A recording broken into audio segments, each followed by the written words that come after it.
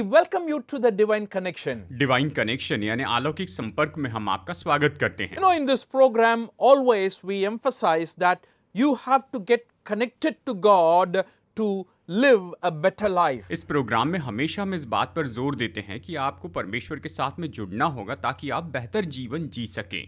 Simply because we believe that God is the creator. केवल इसलिए क्योंकि हम विश्वास करते हैं कि परमेश्वर सृष्टि करता है। Not just the mankind, God created everything in this world. केवल मनुष्यों को ही नहीं लेकिन परमेश्वर ने संसार में सब कुछ बनाया है।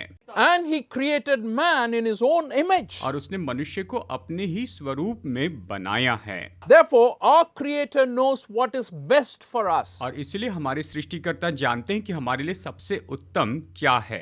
And He wants us to live with Him or connected with Him so that we will have communication and we will also know how we should live in this world. और वो चाहते हैं कि हम उसके साथ में जुड़े रहें ताकि हम उसके साथ में बातचीत कर सकें और इस संसार में कैसे जीना है वो जान Are सकें। you connected to God? क्या आप परमेश्वर के साथ में जुड़े हुए हैं? Are you satisfied that I am in relationship with God? क्या आप इससे संतुष्ट हैं कि मैं तो परमेश्वर के साथ में संबंध में हूँ? Or are you having some doubts about that? या फिर इसके बारे में आपके मन में कोई संदेह है? If you have any questions as to how you may get connected, feel free to call us in the numbers that are given in this program. अगर आप ये जानना चाहते हैं कि मैं कैसे परमेश्वर के साथ में जुड़ सकता हूँ तो स्क्रीन पर दिए हुए नंबरों पर आप हमसे संपर्क कर सकते हैं। We will definitely help you to get connected with God. परमेश्वर से जुड़ने में हम निश्चय आपकी मदद करेंगे। And we have almost completed 9 months in this 2022. और इस सन 2022 में हमने लगभग 9 महीने पूरे कर दिए हैं। I believe these 9 months have gone very quickly. मैं विश्वास करता हूँ ये 9 महीने तो बहुत ही जल्दी बीत गए। As we enter into this month, India is remembering someone who is very, very special. जैसे हम इस महीने में प्रवेश करते हैं तो भारत ऐसे व्यक्ति को याद करता है जो कि बहुत बहुत विशेष हैं। Who is believed to have given his life for the nation. माना जाता है कि उन्होंने इस देश के लिए अपनी जान तक दी He is also called as the father of nation, the Mahatma Gandhi ji. और उन्हें भारत का राष्ट्रपिता भी कहा जाता है और उनका नाम है Mahatma Gandhi ji. Can you believe this day is also remembered as International Day of Non-Violence? क्या आप जानते हैं कि पूरे संसार में इस दिन को अहिंसा के दिन के रूप में मनाया जाता है? So, when you understand his life, Gandhi ji's life, and he is very much connected to the Bible. अगर आप गांधी जी के जीवन को देखें तो मैं यही कहूंगा कि उनका जीवन तो बाइबल से बहुत ही ज्यादा जुड़ा हुआ था। So, one of the finest or the most successful strategies that he followed is the non-violence or ahimsa. और उन्होंने जिस कार्यनीति का उपयोग किया जो कि बहुत ही सफल कार्यनीति रही वो तो अहिंसा की कार्यनीति है, वो तो अहिंसा है। And he used this non-violence when he had to fight against the British people. जब ब्रिटिश लोगों के साथ लड़ने का समय था उस समय उन्होंने अहिंसा की कार्यनीति का उपयोग किया, उन्होंने अहिंसा को माना। Well, he would have had this idea for non-violence from so many sources. शायद बहुत से स्रोतों के द्वारा उनके पास अहिंसा का ये विचार पहुंचा होगा। But one very important source is the word of God. लेकिन एक सबसे महत्वपूर्ण जो स्रोत है वो तो परमेश्वर का वचन ही था। In the Gospel of Matthew chapter 5 verse 38 to 42, मत्ती रचित सुसमाचार अध्याय 5 वचन 38 से 42 तक, the verses very clearly delineate the value of non-violence. ये वचन तो स्पष्ट रूप में अहिंसा के मूल्य के बारे में हमें बताते हैं। And I believe that served as the foundation for the whole operations. मेरा विश्वास है कि यही उनकी बुनियाद थी। Let me read it for you and I want you to pay a very careful attention to it. आइए इन वचनों को पढ़ते हैं और मैं चाहता हूं कि बड़ी गौर से आप इसे सुनिए। You have heard that it was said, eye for eye and tooth for tooth. तुम सुन चुके हो कि कहा गया था आंख के बदले आंख और दांत के बदले दांत। But I tell you, do not resist an evil person. If anyone slaps you on the right cheek, turn to them the other cheek also. परंतु मैं तुमसे ये कहता हूँ कि बुरे का सामना न करना, परंतु जो कोई तेरे दाहिने गाल पर थप्पड़ मारे उसकी ओर दूसरा भी फेर दे। And if anyone wants to sue you and take your shirt, hand over your coat as well. यदि कोई तुझ पर नालिश करके तेरा कुर्ता लेना चाहे तो उसे दोहर भी लेने देना। If anyone forces you to go on 1 mile, go with him 2 miles. जो कोई तुझे कोस भर बेगार में ले जाए तो उसके साथ 2 कोस चला जा। Give to the one who asks you and do not turn away from the one who wants to borrow from you. जो कोई तुझसे मांगे उसे दे और जो तुझसे उधार लेना चाहे उससे मुंह न मोड़। Friends, the teaching that Jesus gives is definitely in contrary to the most common way we operate. यीशु ने जो शिक्षा दी वो तो हम जो सामान्य रूप से काम करते हैं इससे बिल्कुल ही अलग हैं। Retaliation and violence is the most common method used by people. बलवा करना और हिंसा करना सामान्य रूप में लोग इसी तरह से प्रत्युत्तर देते हैं। If someone is working against me and I try my best to work against them, अगर कोई मेरे विरुद्ध में काम कर रहा है तो मैं कोशिश करता हूं कि मैं भी उनके विरुद्ध में काम करूं। not just individuals work that way, even nations work that way. केवल व्यक्ति ही नहीं लेकिन यहाँ तक कि देश भी ऐसे ही काम करते हैं। If you're favorable to me, I will be favorable to अगर you. आप मेरे साथ अच्छे से रहेंगे तो मैं आपके साथ अच्छे से रहूंगा। So it's like the world operates in this way, but Jesus is teaching a totally different model of non-violence. संसार इस तरह से काम करता है लेकिन यीशु की जो शिक्षा है ये तो पूरी तरह से अहिंसा की शिक्षा है। And the point I want to make here is, when we talk about non-violence, Jesus Christ did not simply teach non-violence, he actually lived it. जब हम अहिंसा के बारे में बात कर रहे हैं तो यीशु मसीह ने केवल अहिंसा के बारे में बताया ही नहीं लेकिन उसे सिखाया भी है। In the Gospel of Matthew chapter 5 verse 44 he says, "But I tell you, love your enemies, pray for those who persecute you." मत्ती 5:44 ये कहता है, परंतु मैं तुमसे ये कहता हूँ कि अपने बैरियों से प्रेम रखो और अपने सताने वालों के लिए प्रार्थना करो। इस तरह से यीशु ने कहा। Oh, who can do this? कौन इसे कर सकता है? You know, Jesus did it यीशु ने इसे किया है when he was hanging on the cross of Calvary. जब वो कलवरी के क्रूस पर लटके हुए थे, When the Roman soldiers were scourging him, beating him, जब रोमी सिपाही उसे मार रहे थे उस समय, he says, "Father, forgive them, for they do not know what they are doing." तो उसने कहा, हे पिता इन्हें क्षमा कर क्योंकि ये नहीं जानते हैं कि ये क्या कर रहे हैं। He actually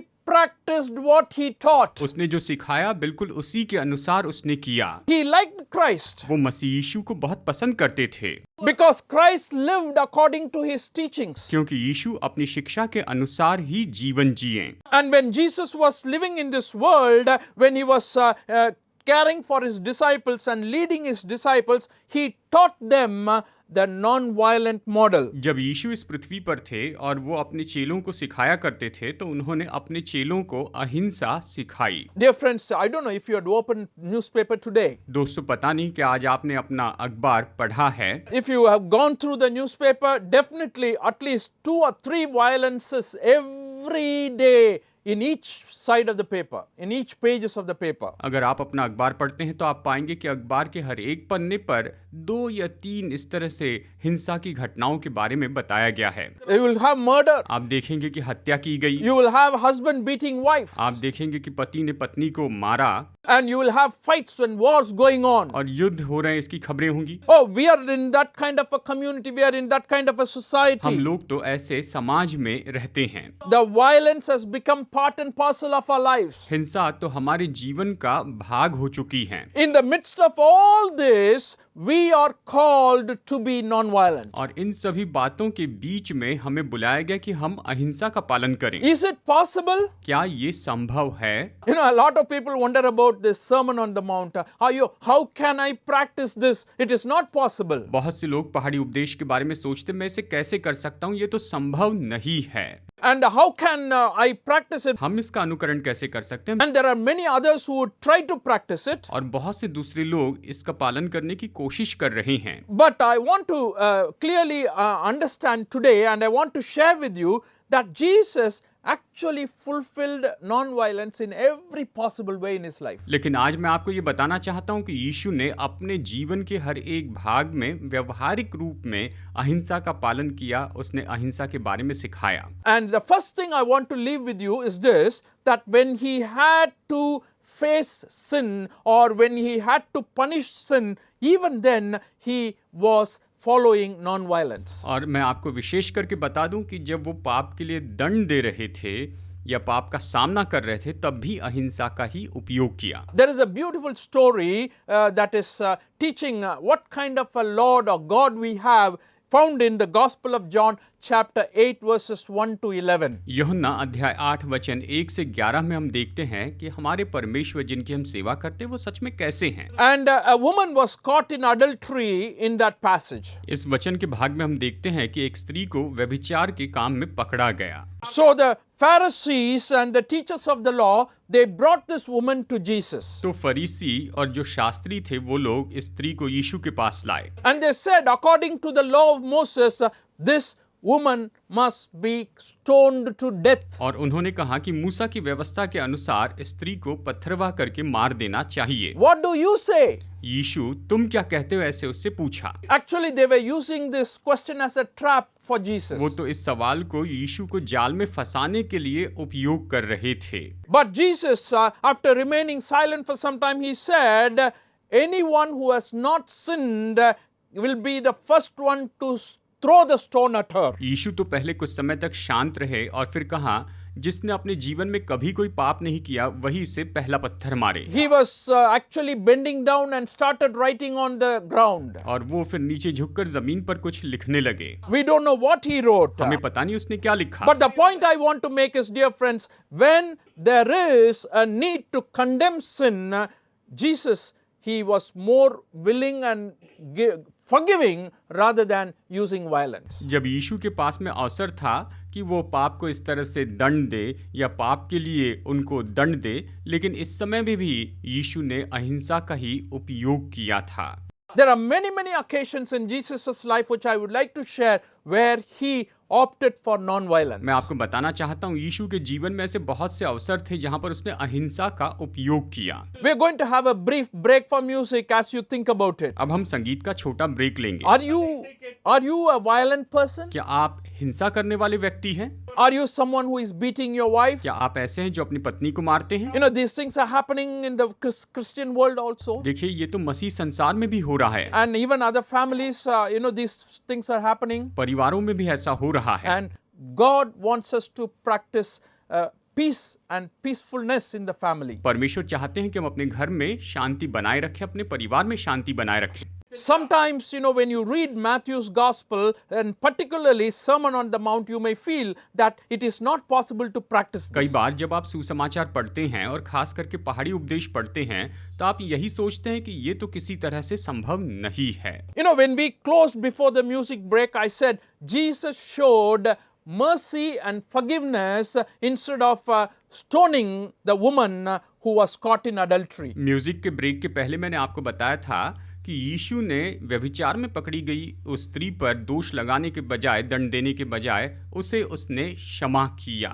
If it had been left up to the priests and the Pharisees, they would have stoned her to death. अगर ये याजक और फरीसियों पर छोड़ दिया होता तो उन्होंने निश्चय उसे पत्थरवाह करके मार दिया होता। But Jesus was more merciful and gracious. लेकिन यीशु मसीह तो ज्यादा दयालु थे और अनुग्रहकारी थे। At the same time, he was very firm and to warn her, do not sin anymore. और इसी के साथ साथ प्रभु यीशु मसीह ने उसे चेतावनी दी कि अब से आगे पाप न करना। That is something we need to note. हमें इस पर ध्यान देना चाहिए। His grace is there, his non-violence approach is there, yet at the same time, he does not want you to remain in sin. उसका अनुग्रह है और उसका अहिंसा का तरीका है, लेकिन इसी के साथ वो चाहते हैं कि हम पाप में बने न रहें। Today, if you are struggling with some sin and you want to come out of it, this Jesus is again saying to you, do not do it anymore and come to me. I will forgive you. अगर आप आज किसी पाप से लड़ रहे हैं तो यीशु आपसे कहते हैं कि तुम मेरे पास आओ और मैं तुम्हें क्षमा करूंगा। So the point I want to make here is, when we talk about non-violence, Jesus always wanted to break the cycle of violence. मैं यहाँ पर जब अहिंसा के बारे में कह रहा हूँ तो यीशु हमेशा यही चाहते हैं कि जो हिंसा का चक्र है उसे तोड़ दें। When you read the newspapers, some of the things we understand is, once the violence begins, then the one who is hurt he repeats the violence on the other person. हम अखबारों में अक्सर ये देखते हैं कि एक बार जब हिंसा शुरू होती है तो जिसकी हिंसा की गई है वो दूसरे व्यक्ति पर उस हिंसा को प्रकट करते चले जाता है, दोहराता So है। it doesn't end, it goes on and तो on. ये खत्म नहीं होती, ये इस तरह से चलती रहती है। And that's what Jesus is trying to break here in the Gospel of Matthew chapter 5 verses 38 to 42. और यही तो यीशु मसीह यहाँ पर बता रहे हैं मत्ती रचित सुसमाचार अध्याय 5 वचन 38 से वचन 42 में वो हमें यही बताते हैं। He said, if someone slaps you on the right cheek वो कहते हैं कि अगर कोई आपके दाहिने गाल पर थप्पड़ मारे, आपके मुंह पर थप्पड़ मारे, and show him the left, तो उसकी ओर अपना बायां गाल भी फेरना। and if someone wants to take your tunic, अगर कोई आपका शर्ट लेना चाहे give him your coat as तो well. उसे अपना कोट भी दे देना। And these are some of the things he says, and non-violence is something that he is proposing for his followers. वो अपने अनुयायियों को यहाँ पर अहिंसा के बारे में कहते हैं। And when a brother or sister sins against us, we should not go and fight with them. जब कोई भाई या बहन हमारे विरुद्ध में पाप करते हैं तो हमें जाकर उनसे लड़ने की जरूरत नहीं है। And the approach Jesus presented in the Gospel of Matthew 18th chapter is this: you go, and when he is at fault between you and him, two of you talk to him, and you listen to him, you share with him. और वो इस तरह से कहते हैं कि तुम उसके पास जाओ, तुम उससे बात करो, एक दूसरे से बात करो और तुम उसे समझाओ। इस तरह से प्रभु यीशु यहाँ पर इस तरह से हल देते हैं। And if he had listened to you, you had won him. और अगर वो आपकी सुनता है तो आपने उसे जीत लिया है। If he did not listen to you, और अगर वो आपकी नहीं सुनता है take one or two others along, तो फिर अपने साथ में एक या दो लोगों को लेकर जाएं, so that the matter may be established by the testimony of 2 or 3 people. ताकि ये जो मामला है 2 या 3 लोगों की गवाही से स्थापित किया जाए। And if he still does not listen to you, और अगर वो फिर भी आपकी नहीं सुनता है you share it with the church. तो इससे कलीसिया को बताओ। And if he still refuses to listen to the church, और फिर भी वो कलीसिया की सुनने से इनकार करता है treat him as you would a pagan or a tax collector. तो उसे अन्य जाति या चुंगी लेने वाले के रूप में जान ले। He never suggested if he doesn't listen to you, beat him or, hurt him using weapons or violence, nothing like that. He was verbally, orally, he was trying to solve or sort out the problems that people were facing. प्रभु यीशु ने ये सलाह नहीं दी कि अगर वो आपकी नहीं सुनता है तो उसको मारो या फिर उसको पीटो। नहीं, यीशु मसीह ने कहा है कि तुम शब्दों के द्वारा या उससे बातचीत करके इसका हल निकालो, यानी अहिंसा के द्वारा तुम अपने जो भी मुद्दे हैं उसके लिए हल निकाल लो। Jesus wants us to be people who are forgiving others. यीशु चाहते हैं कि हम ऐसे लोग हों जो दूसरों को क्षमा करते हैं। Peter came and asked Jesus, Lord, when my brother sins against you, how many times should I forgive him? पतरस ने यीशु से कहा कि प्रभु अगर मेरा भाई मेरे विरुद्ध में पाप करे तो मुझे उसे कितनी बार क्षमा करना चाहिए? He says, 7 times can I forgive? कहा क्या मैं उसे 7 बार क्षमा He करूं? says, not 7 times, 7 into 70 times, he said. उसने कहा 7 बार नहीं, लेकिन 7 का 70 गुना क्षमा कर। And the interpretation of that is, there is no limit. Every time the brother comes to you and in sincere heart asks for forgiveness, you have to forgive. इसका मतलब है क्षमा करने के लिए कोई सीमा नहीं। जब आपका भाई ईमानदारी से आपके पास आकर क्षमा मांगता है तो आपको निश्चय उसे क्षमा करना है। And that's why the ministry of Jesus Christ can go on today to bring peace in the lives of people and to accept them just as they are with their weaknesses. इसलिए आज भी यीशु की सेवकाई बढ़ती जाती है और लोग अपनी कमजोरी के साथ आते हैं, लेकिन फिर भी आप उन्हें स्वीकार कर सकते हैं। So in the ministry, when Jesus Christ was doing along with his disciples, there were many times when they were tempted to enter into violence. और इसलिए जब यीशु मसीह सेवकाई कर रहे थे उस समय ऐसे बहुत से अवसर आए जहां उनकी परीक्षा हुई कि वो हिंसा का उपयोग करें। And Bible says that when he was about to taken up into heaven in the Gospel of Luke chapter 9 verses 51 to 53, लूका अध्याय 9 वचन 51 से वचन 53 तक हम ऐसी एक घटना को देखते हैं। as the time approached for him to be taken up to heaven, Jesus resolutely set out for Jerusalem. जब उसके ऊपर उठाए जाने के दिन पूरे होने पर थे तो उसने यरूशलेम जाने का विचार दृढ़ किया। And he sent messengers on ahead who went into Samaritan village to get things ready for him. उसने अपने आगे दूत भेजे, वे सामरियों के एक गांव में गए कि उसके लिए जगह तैयार कर, इस तरह ये कहता है। But the people did not welcome him because he was heading for Jerusalem. परंतु उन लोगों ने उसे उतरने न दिया क्योंकि वो यरूशलेम जा रहा था। Oh, it's an interesting situation. ये तो बहुत ही दिलचस्प परिस्थिति थी। Oh, they were going into ministry. वो सेवकाई के लिए जा रहे थे। Oh, they want to share the good news with the Samaritans. वो सामरियों को सुसमाचार बताना चाहते थे। But they were going to Jerusalem. पर वो यरूशलेम जा रहे थे। And Samaritans, because Jesus was going to Jerusalem, they were not willing to accept Jesus. यीशु यरूशलेम जा रहे थे, इसलिए सामरी लोगों ने यीशु को स्वीकार नहीं किया। And immediately, I want you to notice the reaction of two of his disciples. और मैं चाहता हूं कि तुरंत ही यहाँ पर आप उसके दो चेलों के प्रत्युत्तर देखिए, James and John. याकूब और यूहन्ना। They said, Lord, do you want us to call fire from heaven and to destroy them? उन्होंने कहा, हे प्रभु, क्या तू चाहता है कि हम आज्ञा दे कि आकाश से आग गिरकर उन्हें भस्म कर दें? You can imagine the violent nature that was part of the disciples.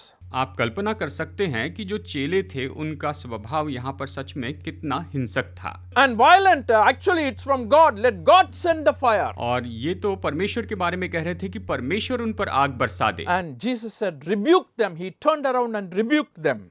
और यीशु ने मुड़कर उन्हें डांटा।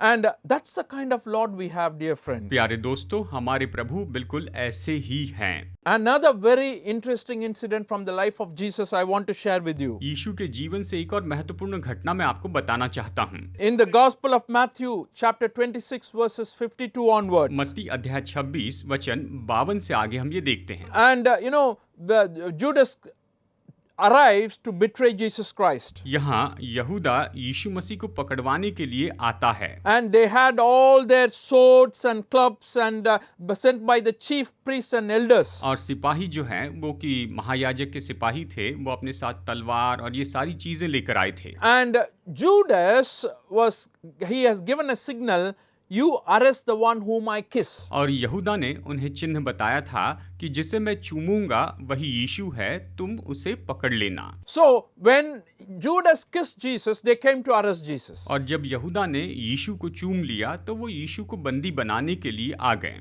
In this ordeal you can find one of the disciples of Jesus Christ, he took the sword and cut the ear of the servant of the high priest. आप यहाँ पर देख सकते हैं कि यीशु के एक चेले ने तलवार उठाई और उसने महायाजक का जो सेवक था, जो सिपाही था, उसका कान काट दिया। And you can see how violence can take place. आप देख सकते हैं कि यहाँ पर किस तरह से ये हिंसा हुई। Jesus said, put the sword or put your sword back in its place. Jesus said to him, for all who draw the sword will die by the sword. यीशु ने उससे कहा, अपनी तलवार मयान में रख ले, क्योंकि जो तलवार चलाते हैं वे सब तलवार से नष्ट किए जाएंगे।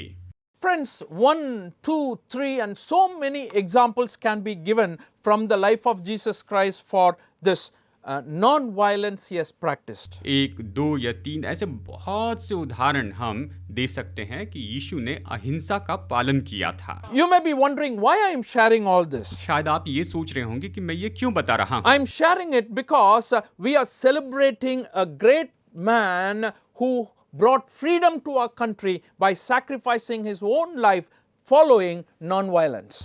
हम इसलिए कह रहे हैं क्योंकि एक महान व्यक्ति ने अहिंसा का पालन करते हुए हमारे देश को आजादी दिलाई, हमें स्वतंत्र किया। He brought us physical freedom from the British people. उन्होंने हमें ब्रिटिश साम्राज्य से शारीरिक आजादी दिलाई। But I want to tell you, Jesus practiced non-violence and he brought freedom for the whole world from their sins. मैं आपको बताना चाहता हूं कि यीशु ने अहिंसा का पालन किया और इसके द्वारा उसने सारे संसार को उनके पापों से आजादी दिलवाई। And that is available for you today. और आज ये आपके लिए उपलब्ध है। That Jesus is ready to offer it to you. और ये यीशु मसीह इसे आपको देने के लिए तैयार हैं। And that Jesus really loves you. और यीशु आपसे प्रेम करते हैं। He cares for you. वो आपकी परवाह करते हैं। He wants you to have a bright future. वो चाहते हैं कि आप उज्जवल भविष्य पाएं। He wants you to enjoy peace in this life. वो चाहते हैं कि इस जीवन में आप आनंद उठाएं। And he followed non-violence and he suffered for the sins of the world. उन्होंने अहिंसा का पालन किया और इस संसार के पापों के लिए स्वयं प्रभु यीशु मसीह ने दुख उठाया। when you believe in Him, definitely you will be blessed. और जब आप उस पर विश्वास करेंगे तो निश्चय ही आप आशीष पाएंगे। You will have the happiness and joy that is possible through Jesus Christ. आप वो खुशी और आनंद पाएंगे जो केवल प्रभु यीशु मसीह के द्वारा ही संभव है। May God bless you today. आज परमेश्वर आपको बहुतायत से आशीष दे।